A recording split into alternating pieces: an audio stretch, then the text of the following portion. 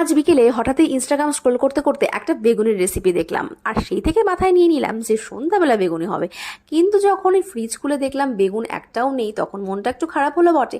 কিন্তু এই যে ঝমঝমিয়ে অনবরত বৃষ্টি হচ্ছে, কিছু তো একটা খেতে হবে।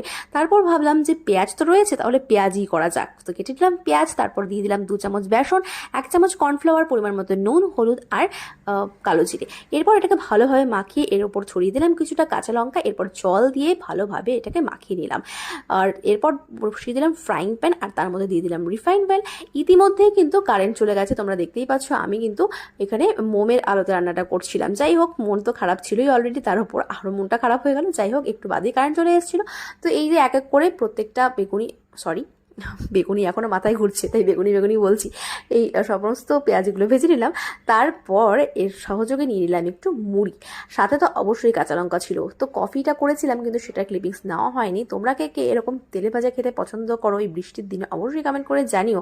আমার তো ভীষণ ভীষণ ভালো লাগে, কিন্তু হেলথের কথা চিন্তা করে কিন্তু খাওয়া হয় না বস।